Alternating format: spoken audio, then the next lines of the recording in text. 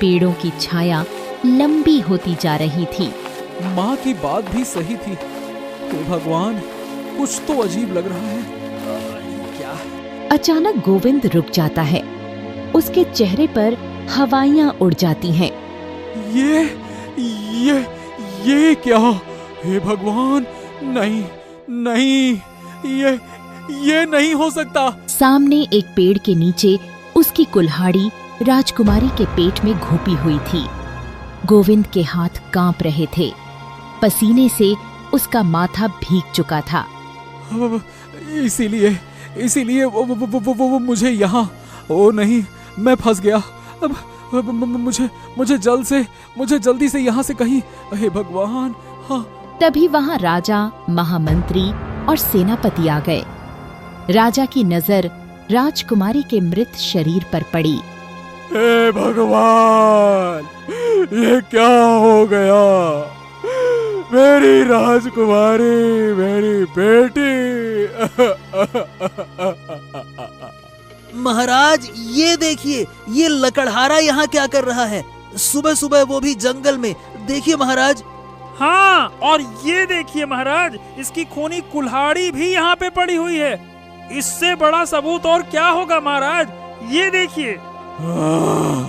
तो तूने ही मेरी बेटी की हत्या की है? ऐसा दुस्साहस करने की तेरी हिम्मत कैसे हुई? हाँ? नहीं महाराज, नहीं। मैं तो बस अपनी कुल्हाड़ी लेने के लिए यहाँ पे आया था। मतलब कि मैं कुल्हाड़ी ढूंढते ढूंढते यहाँ पे आया था। मुझे नहीं पता कि ये किसने किया। मैं बेकसूर हूँ। झूठ, साफ साफ झूठ बोल रहा है महाराज ये। आप इसकी बातों में बिल्कुल मत आइएगा महाराज। मेरी बेटी को मारने वाले को मैं जिंदा नहीं छोड़ूंगा। पकड़ो इसे, यही है हत्यारा। सैनिकों, पकड़ो इसे। महाराज, मेरी विनती सुनिए। मेरे घर से यहाँ तक तीरों का निशान बना हुआ था। मेरी कुल्हाड़ी खो गई थी, इसीलिए मैं इन तीरों को, मतलब इन निशानों को देखते हुए यहाँ पर आया। विश्वास करें महाराज, विश्वास करें, मैं सच बोल रहा हूँ। आप चाहे तो तीरों का निशान देख लीजिए महाराज, देख लीजिए। महाराज, ये फिर से झूठ बोल रहा है। अच्छा, ठीक है, तो चलो हम भी देखते हैं तुम्हारे घर का रास्ता। अगर झूठ निकला तो याद रखना। महाराज, इतनी दया की जरूरत ही क्या है? नहीं मंत्री, न्याय से पहले सच्चाई जाननी जरूरी है। चलो। राजा और सभी लोग गोविंद के घर तक गए। वहाँ उसकी माँ दरवाजे पर खड़ी थी। महाराज, गोविंद के पिता आज से 25 साल पहले रहस्यमयी तरीके से गायब हो गए थे, जिसके बाद मैंने गोविंद को इस वन में बसी कुटिया में बहुत मुश्किलों से पाला है। मेरा पुत्र सिर्फ एक मामूली लकड़हारा है। वो इतना बड़ा जुर्म नहीं कर सकता। हम मामूली लोग हैं महाराज। देखा महाराज, देखा, इनकी माँ भी मना ही कर रही थी। जरूर इन्हें पता था। बस, हमें और कुछ नहीं सुनना। दोनों की मिली भगत है। सैनिकों, दोनों को उठा लो। माँ और बेटे दोनों को कैद करो। चलो। नहीं महाराज, मेरे बच्चे को कुछ मत करना। महामंत्री जी। जी महाराज, कहिए। अब जो हो गया सो हो गया। राजकुमारी का अंतिम संस्कार उनके मामा के आने के बाद ही होगा। जी महाराज, जैसा आप कहें। मैं अभी पड़ोसी राज्य में संदेश भिजवा देता हूँ। आप निश्चिंत रहिए महाराज। हाँ, और जल्द से जल्द संदेश भेजो। राजकुमारी के मामा को तुरंत बुलाया जाए। अरे, इन दोनों को कल तक आप अलग अलग काल कोठरी में कैद रखो। कल पूरी प्रजा के सामने हम दोनों को मृत्यु दंड देंगे। नहीं महाराज, नहीं, हम निर्दोष हैं, हम निर्दोष हैं। कल सूर्योदय के साथ इनका अंत होगा। इतना कहकर राजा, महामंत्री और सेनापति के साथ महल की ओर चल दिए। अरे भाई, राजा ने तो इन दोनों को अलग अलग कारागार में रखने को कहा था। हाँ यार, पर अभी तो हमारे पास सिर्फ एक ही कारागार खाली है ना। बाकी सब में तो पहले से ही 3-4 कैदी हैं। अब कहाँ रखें इतने सारे लोग? तुम भूल गए क्या? वो वाला कारागार तो बिल्कुल खाली है जिसमें वो तांत्रिक मरा था, याद है ना? अरे हाँ हाँ हाँ हाँ, चलो चलो चलो चलो, इस लकड़हारे को वहीं कैद करते हैं। उस तांत्रिक की आत्मा इसे भी जीने नहीं देगी। चलो चलो, और हाँ, माँ को दूसरे कारागार में डाल देते हैं। क्यों, क्या कहते हो? हाँ हाँ ठीक है, चल, तेरे लिए खास जगह तय की है हमने। सैनिक गोविंद को घसीटते हुए उस भयानक कारागृह की तरफ ले गए, जहाँ कहा जाता था कि एक तांत्रिक की मृत्यु हुई थी। उसका कंकाल अभी भी वहाँ पड़ा हुआ था।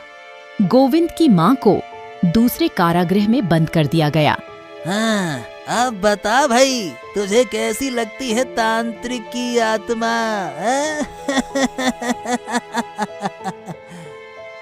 सैनिक गोविंद को कारागृह में बंद करके वहाँ से चले गए। वो अंधेरे कारागृह में अकेला रह गया। गोविंद बड़ा हताश हो गया। माँ, तुम्हारे लाडले बेटे को देखो, आज कैसी जगह पर है। तुमने कितना मना किया था, आज जंगल ना जा ना जा ना जा। अरे काश काश काश मैंने तुम्हारी बात एक बार मान ली होती। क्या करूं अब मैं?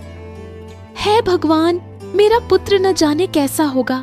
25 साल बाद गोविंद भी कुछ कमाने लगा था। अभी तो खुशी के दिन आने वाले थे और अभी वापस इतनी बड़ी घटना हो गई। हे तांत्रिक बाबा, आप भी किसी के बेटे रहे होंगे, आपकी भी माँ रही होगी।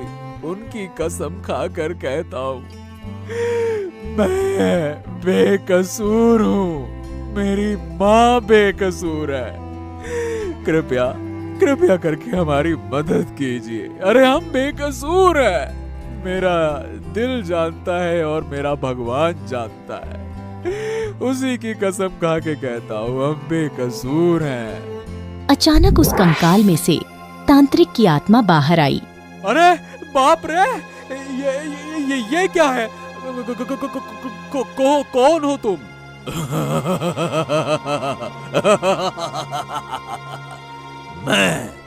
मैं वही तांत्रिक हूँ जिसकी बात तुम कर रहे थे। देखो मेरे शरीर की क्या हालत हो गई। मैं कंकाल बन गया हूँ। बाबा आप? हाँ, मैं इस कारागार में राक्षस के रूप में भटकता रहता हूँ। मेरी आत्मा को शांति नहीं मिली। बाबा, मैं और मेरी माँ बेकसूर हैं। हमारी मदद कीजिए। मैं जानता हूँ गोविंद, तुम्हारी आंखों में सच्चाई साफ दिख रही है। तुम्हारी माँ की ममता मुझे अपनी माँ की याद दिला रही है। तांत्रिक का रूप धीरे धीरे शांत होता जाता है। मैं तुम्हारी मदद करूंगा गोविंद, क्योंकि मैं जानता हूँ राजकुमारी की मृत्यु का सच क्या है। क्या सच? आप जानते हैं? तो बताइए ना बाबा, कौन है असली अपराधी? असली अपराधी महामंत्री और सेनापति हैं। वो राज्य को हथियाना चाहते हैं। राजा की केवल एक ही संतान थी, उसकी पुत्री राधा, और वो लोग उसका कत्ल करके पूरे राज्य को हड़पना चाहते हैं। समझे? तो अब क्या करें बाबा? देखो, मैं तुम्हारी मदद सीधे नहीं कर सकता, लेकिन याद रखो, हम एक दूसरे की मदद कर सकते हैं। अब कैसे बाबा? काली पहाड़ी पर एक साधु बाबा रहते हैं। वो बड़े सिद्ध पुरुष हैं। अगर तुम उनके पास पहुंचने में कामयाब हो गए तो वो तुम्हारी हर समस्या का समाधान कर देंगे। समझे? क्या सच में? मतलब हम अब भी बच सकते हैं?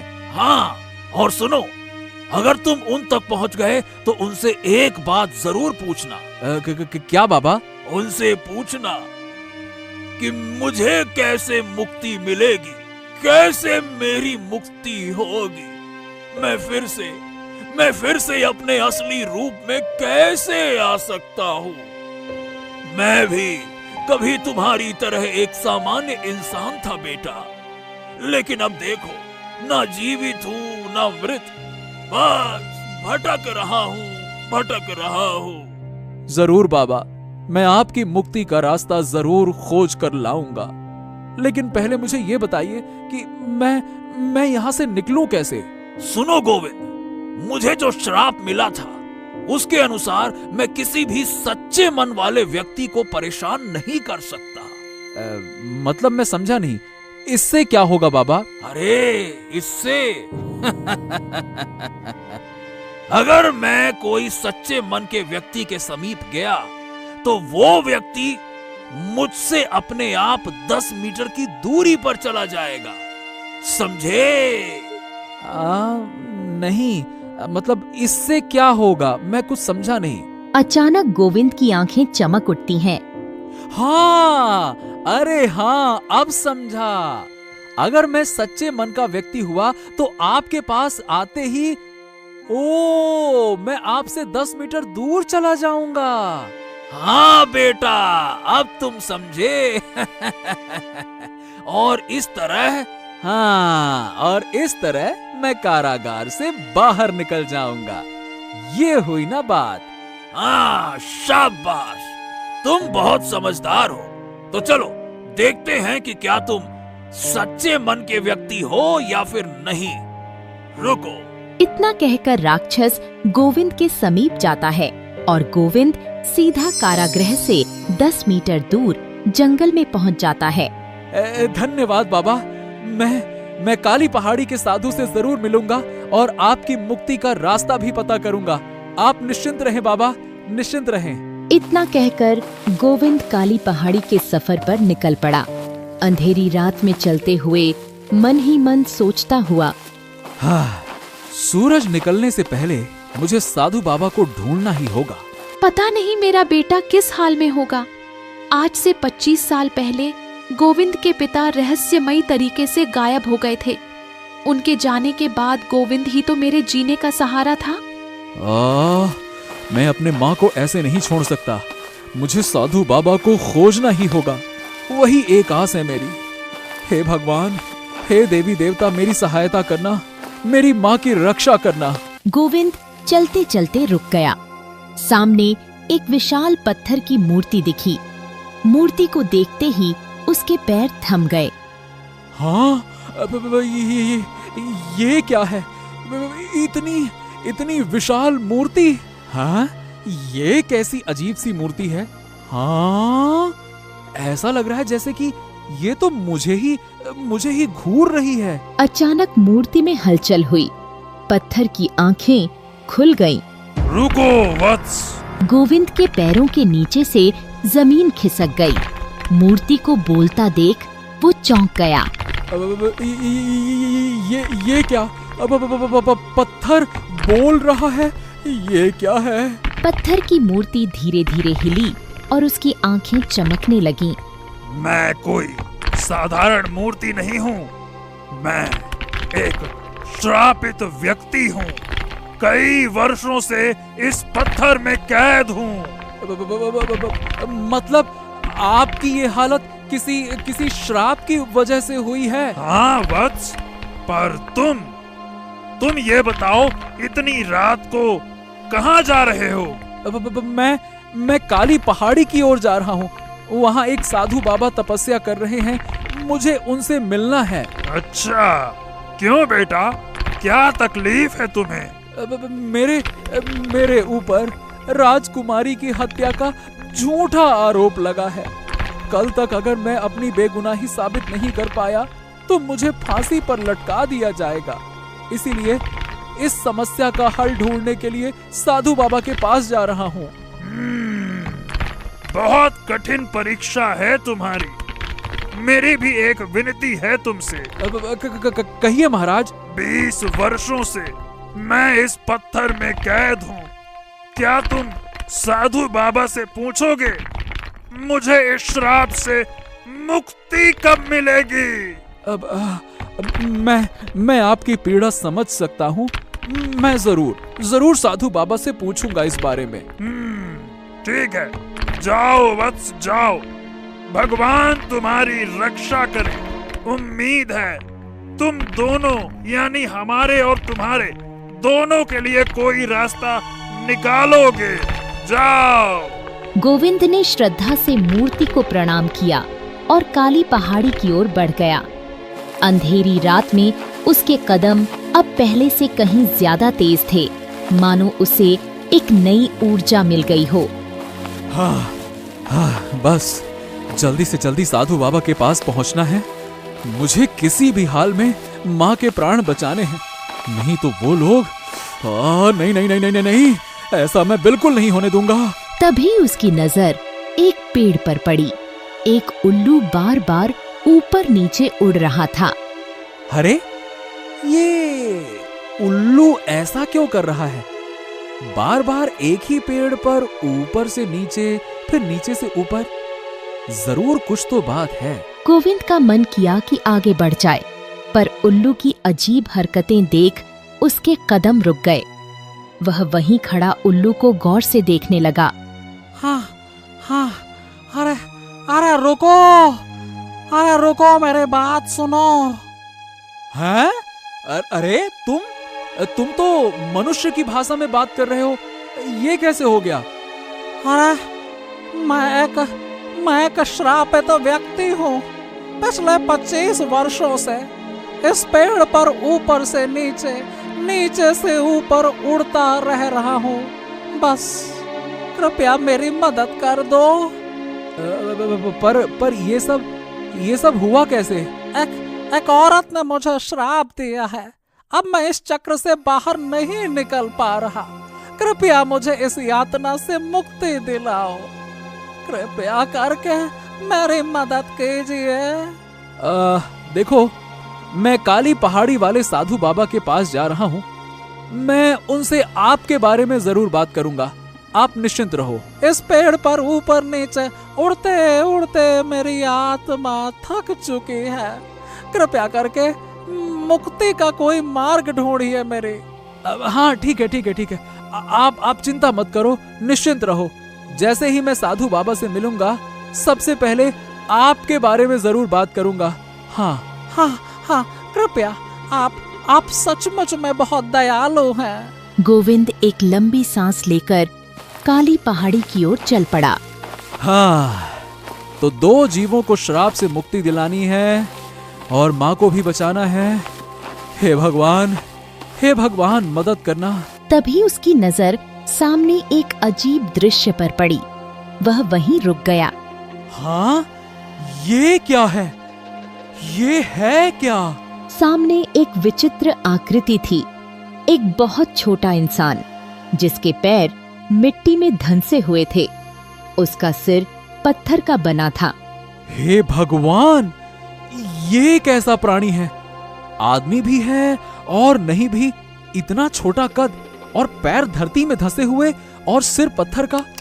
हे भगवान, कहीं ये भी किसी श्राप का शिकार तो नहीं है? हाँ मित्र, मैं भी एक श्राप का शिकार हूँ। मुझे इस हालत में 20 वर्ष बीत गए।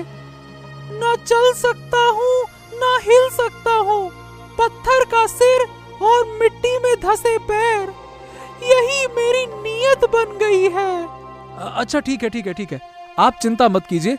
मैं काली पहाड़ी के महान तपस्वी बाबा के पास जा रहा हूँ। वो बहुत शक्तिशाली हैं। मैं उनसे आपके श्राप से मुक्ति का उपाय जरूर पूछूंगा। आप निश्चिंत रहिए। धन्यवाद मित्र, आप बहुत नेकदिल इंसान हैं। आपकी दया कभी नहीं भूलूंगा। गोविंद ने एक बार फिर उस अजीब प्राणी को देखा। अब उसके कंधों पर 4 श्रापित जीवों की मुक्ति का भार था। वह काली पहाड़ी की ओर आगे बढ़ गया, जहां शायद इन सभी समस्याओं का समाधान छिपा था।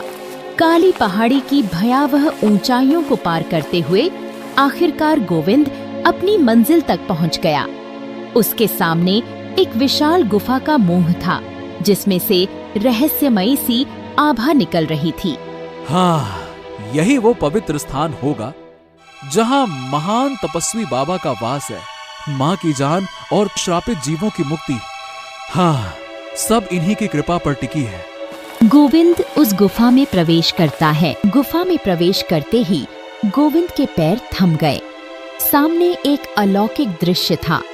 एक तेजस्वी प्रकाश से आवृत जटाधारी बाबा ध्यान में लीन बैठे थे। हे मुनिवर, हे मुनिवर, मैं आपके पास बहुत सी समस्याएं लेकर आया हूँ। कृपया कृपया मेरी मदद कीजिए मुनिवर, कृपया मेरी मदद कीजिए। गोविंद की आवाज सुनकर बाबा ने धीरे से अपनी आंखें खोलीं। उनके चेहरे पर एक रहस्यमयी मुस्कान थी। हाँ बेटा, मैं जानता था कि तुम आओगे। बाबा, मुझे राजकुमारी का हत्यारा मान लिया गया है। मैंने कोई अपराध नहीं किया, फिर भी कल सुबह मुझे और मेरे साथ साथ मेरी माँ को भी बीच चौराहे पर मृत्यु दंड दे दिया जाएगा। मेरा पूरा परिवार ही उजड़ जाएगा महाराज, पूरा परिवार खत्म हो जाएगा। शांत बेटा, शांत। मैं सब कुछ जानता हूँ और ये सब कुछ तुम्हारे परिवार को पूरा करने के लिए हो रहा है। बाबा के इस जवाब ने गोविंद को और भी हैरान कर दिया। उसकी समझ में नहीं आ रहा था कि उसके परिवार को बर्बाद करने से उसका परिवार कैसे पूरा होगा। बाबा, बाबा, मुझे आपकी बातें नहीं समझ आ रही हैं। आप मुझे सिर्फ इतना बता दीजिए कि मैं और मेरी माँ कल मौत की सजा से यानी कि फांसी से कैसे बच सकते हैं। और वो जो तांत्रिक कंकाल बना हुआ है, और वो पत्थर की मूर्ति वाला आदमी, और वो बोलने वाला उल्लू, और वो मिट्टी में धंसा हुआ भयानक आदमी जिसका सर पत्थर का है, इन सब को कैसा श्राप लगा हुआ है? इन्हें भी कैसे मुक्ति मिलेगी? बताइए बाबा, बताइए। मुझे इन सब की मुक्ति का मार्ग पता है बेटा, सब पता है मुझे। बाबा ने बारी बारी से सभी प्राणियों की मुक्ति का मार्ग बताया। गोविंद ध्यान से सुनता रहा। उसके चेहरे पर एक अजीब सी चमक आ गई थी, जैसे उसे कोई रास्ता मिल गया हो। हाँ, ठीक है बाबा, आपका बहुत बहुत धन्यवाद। अब मैं चलता हूँ। आपने मुझे बचा लिया बाबा, आपने मुझे बचा लिया। बहुत बहुत धन्यवाद, बहुत बहुत धन्यवाद। गोविंद ने बाबा को प्रणाम किया और गुफा से बाहर निकल गया। गोविंद अपने वादे के अनुसार सबसे पहले उस उल्लू के पास गया। वो अभी भी उस पेड़ के ऊपर नीचे उड़ रहा था। गोविंद, तुम सच में आ गए। मुझे पक्का यकीन था कि तुम एक दिन जरूर आओगे। कितने सालों से मैं इस दिन का इंतजार कर रहा था, तुम्हारा इंतजार कर रहा था। हाँ, मैं आ गया और अब मैं आपकी मुक्ति का मार्ग भी जानता हूँ। हाँ, सच में? लेकिन कैसे पता चला तुम्हें? उस पेड़ की जड़ में कुछ हड्डियां दफन हैं। उन्हें अग्नि में जलाना होगा, बस फिर आप मुक्त हो जाएंगे। रुको, मैं करता हूँ। उस जगह को खोदते ही उसे कुछ हड्डियां मिली। रुकिए, अभी मैं इन हड्डियों को जलाता हूँ। गोविंद ने पास ही लकड़ियां इकट्ठी की और आग जलाई। जैसे ही उसने हड्डियां आग में डाली, एक अजीब सी रोशनी फैली। उल्लू की आकृति एक इंसान में बदल गई। अचानक वहां एक आदमी खड़ा था, बिल्कुल गोविंद जैसा दिखने वाला। उसका चेहरा, कद काठी, सब कुछ गोविंद की तरह था, जैसे उसका गोविंद से कोई नाता हो। बेटा, तुमने मुझे श्राप से मुक्ति दिला दी। तुम्हारा बहुत बहुत धन्यवाद, तुम्हारा बहुत बहुत धन्यवाद। अरे नहीं, इसमें धन्यवाद की कोई बात नहीं है। चलिए, अब हमें और 2 लोगों को श्राप से मुक्ति दिलानी है। आइए मेरे साथ। गोविंद और वह आदमी उस जगह पर पहुँचे जहाँ वो विचित्र मानव आधा जमीन में धंसा हुआ था। भाई, तुम लौट आए। मुझे पक्का यकीन था कि तुम जरूर आओगे। हाँ, साधु बाबा ने मुझे बताया। देखिए, इस जंगल में प्रवेश करने से पहले मुझे एक विचित्र पत्थर का विशाल मानव दिखा। आप दोनों को श्राप से मुक्ति दिलाने का एक ही उपाय है। गोविंद ने विचित्र मानव को अपनी पीठ पर लाद लिया। फिर वे आगे बढ़ चले। चलते चलते वे उस विशाल पत्थर की मूर्ति के पास पहुंच गए। अरे तुम वापस आ गए। अपने साथ ये किसे लेकर आए हो? मैं आप दोनों की मुक्ति का उपाय लेकर आया हूँ। इतना कहकर गोविंद ने अचानक विचित्र मानव को पत्थर की मूर्ति की तरफ फेंक दिया। जैसे ही दोनों टकराए तो पत्थर की मूर्ति और विचित्र मानव की जगह दो सामान्य मनुष्य खड़े थे। उनके चेहरे पर मुक्ति की खुशी साफ झलक रही थी। हाँ, चलिए अब समय कम है। सवेरा होने से पहले हमें इस जगह से वो घड़ा निकालना होगा। कुछ देर खोदने के बाद एक पुराना घड़ा दिखाई दिया। चलो जल्दी करें, हमें राजधानी पहुंचना है। चलो। हाँ, ये घड़ा बहुत महत्वपूर्ण है। चलो। चारों लोग तेज कदमों से राज्य की ओर बढ़ चले। राज्य में मातम छाया हुआ था। राजकुमारी के अंतिम संस्कार की तैयारियां चल रही थीं। एक तरफ गोविंद की माँ को पेड़ से बांधा गया था। तेरा बेटा भगोड़ा निकला। अरे वो तो भाग गया, लेकिन तुझे मैं नहीं छोड़ूंगा। पहले मेरे सैनिक तुझे डंडे मार मार कर तेरे प्राण निकालेंगे। उसके बाद ही मेरी पुत्री का अंतिम संस्कार होगा। महाराज, मेरा बेटा निर्दोष है। चुप! एक शब्द भी मत बोलना। तेरे बेटे ने मेरी बेटी को। तभी अचानक वे चारों वहाँ आ पहुँचे। अरे पकड़ो इसे, पकड़ो पकड़ो। अरे इसे मत छोड़ो, पकड़ो इसे। अरे यही है वो धोखेबाज, पकड़ो। महाराज महाराज महाराज महाराज रुकिए। मैं आपकी राजकुमारी को वापस ला सकता हूँ। हाँ महाराज, वापस ला सकता हूँ। ये क्या बकवास कर रहे हो तुम? महाराज, मेरे पास एक विशेष अमृत है। इसे पीते ही कोई भी मृत व्यक्ति वापस जीवित हो सकता है। बस एक बार मौका दे दीजिए महाराज, एक बार। ये क्या बकवास कर रहे हो तुम? ये क्या कह रहे हो तुम? महाराज एक बार। ठीक है। लेकिन अगर तूने धोखा दिया तो? नहीं, मैं सच कह रहा हूँ। नहीं तो मैं वापस ही क्यों आता। राजकुमारी जी बिल्कुल ठीक हो जाएंगी, आप निश्चिंत रहिए। गोविंद ने अमृत धीरे से राजकुमारी के मुंह में डाला। कुछ क्षणों की निस्तब्धता के बाद अचानक राजकुमारी ने सांस ली। मैं कहाँ हूँ? हाँ, मेरी बेटी! अरे वो जीवित हो गई। मेरी बच्ची। महाराज, राजकुमारी अभी बहुत कमजोर है। इन्हें तुरंत उपचार की आवश्यकता है। जल्दी से इनका उपचार करना चाहिए। हाँ तो ठीक है, राजकुमारी को वैद्यशाला ले जाओ। चलो जल्दी करो। राजकुमारी को वैद्यशाला ले गए। और तुम तुमने मेरी बेटी की जान बचा ली। मैं तुम्हारी माँ को मुक्त करता हूँ। तभी महामंत्री और सेनापति एक दूसरे को देखकर घबरा गए। महामंत्री जी, सब योजना चौपट हो रही है। अरे कहीं राजा को सच्चाई का पता न लग जाए। तभी महामंत्री की नजर गोविंद के साथ आए दो व्यक्तियों पर पड़ी। उनके चेहरे पर हैरानी के भाव आ गए। महाराज, देखिए तो इन लोगों को। ये गोविंद किन लोगों को साथ में ले आया है? अरे ये तो। हाँ, बिल्कुल सही महाराज। ये आपके पूर्व मंत्री यानी कि महामंत्री और सेनापति हैं, जिन्होंने आपको धोखा देकर राज्य की गद्दी हथियाने की कोशिश की थी। महाराज, हो सकता है कि ये सब इसका षड्यंत्र हो, आपकी गद्दी हथियाने का। शायद राजकुमारी कुछ समय के लिए जीवित हो ताकि आपका ये दिल जीत सके, और फिर दिल जीतने के बाद आपकी गद्दी हथिया ले। हाँ। क्या? एक और षड्यंत्र?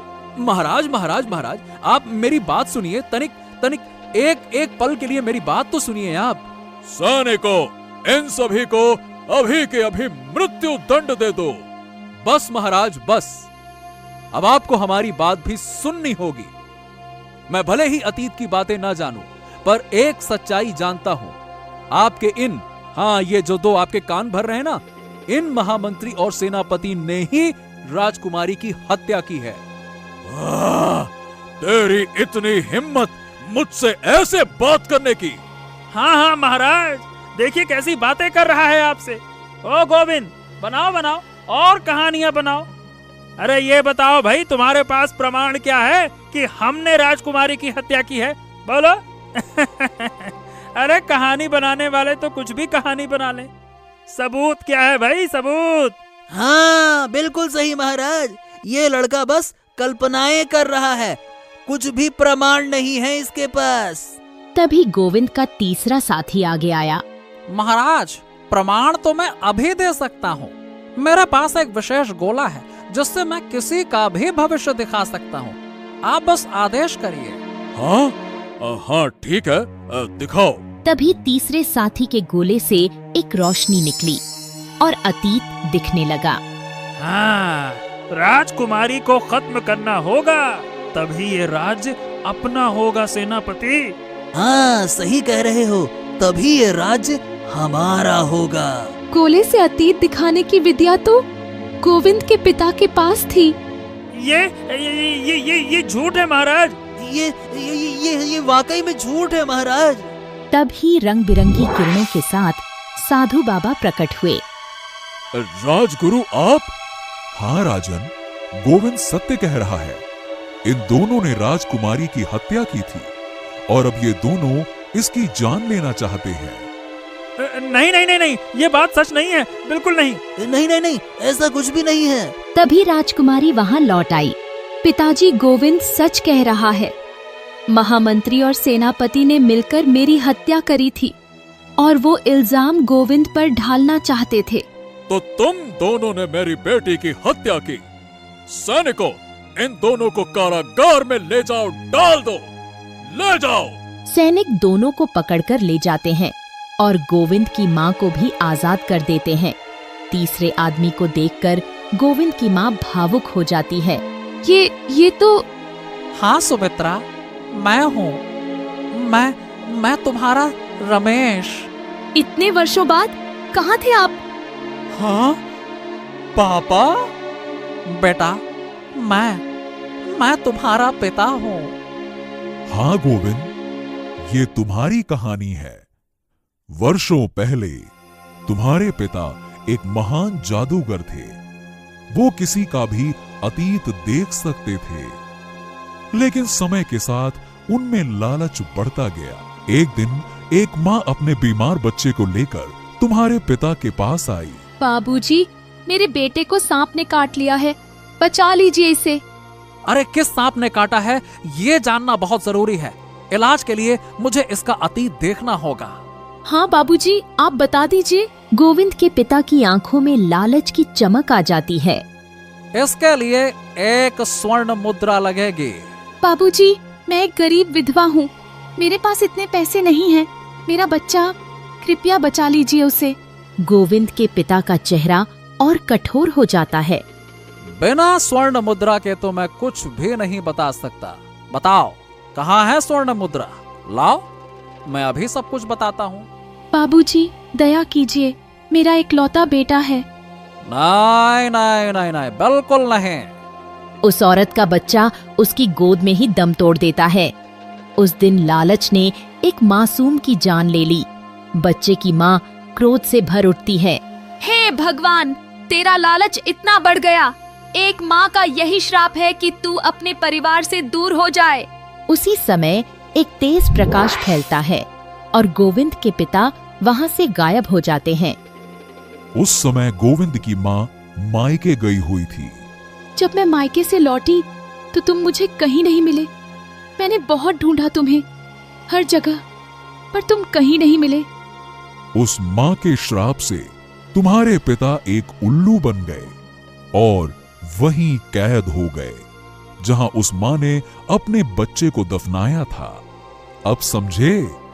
ओ, तो इसीलिए जब मैंने उन हड्डियों को जलाया तो पिताजी मुक्त हो गए। अच्छा, लालच का अंत और प्रायश्चित का नया सवेरा।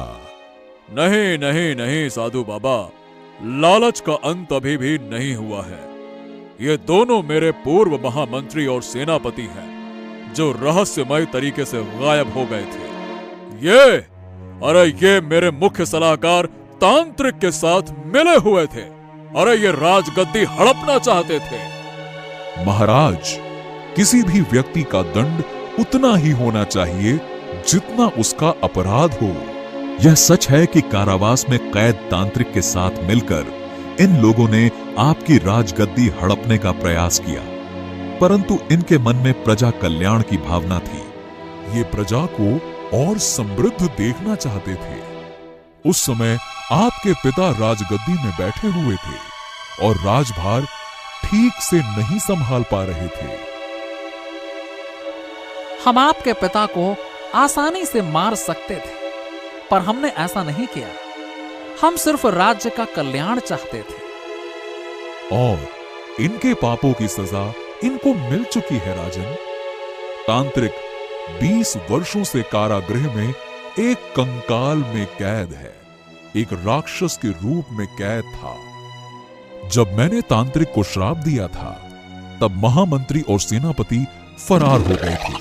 कुछ समय बाद उन्हें पता चला कि मैं जिस जगह तपस्या कर रहा हूं, वहां भूमि के नीचे अमृत गाड़ रखा है।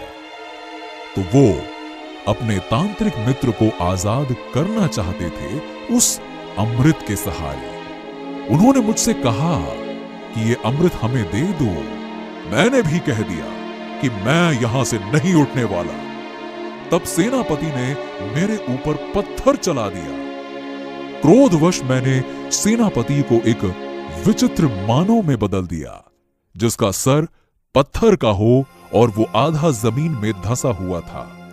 और महामंत्री को मैंने एक विशाल पत्थर की मूर्ति में बदल दिया और उसे वहीं स्थापित कर दिया जहां अमृत था। अच्छा, इसीलिए जब मैंने वो विचित्र मानव में बदले सेनापति पत्थर बन गए, महामंत्री के ऊपर फेंका, तो दोनों ही श्राप मुक्त हो गए। ओहो हो। ठीक है, अब जो हो गया सो हो गया। चलिए हम तांत्रिक को भी आजाद करते हैं। सभी तांत्रिक के पास पहुँचे। अमृत बरसते ही तांत्रिक वापस ठीक हो गए। वाह वाह पुत्र वाह, तुम्हारे इस कार्य ने हम सबको मुक्त कर दिया। बहुत अच्छे, शाबाश। तो ये सब कुछ एक दूसरे से जुड़ा हुआ था। कभी कभी श्राप भी वरदान बन जाता है। इन सब ने अपनी गलतियों का प्रायश्चित कर लिया है। ऐसा ही हो महाराज, ऐसा ही हो। मेरी पुत्री की जान तो सिर्फ गोविंद के चलते बची है। मैं चाहता हूं कि मेरी पुत्री का विवाह गोविंद से हो।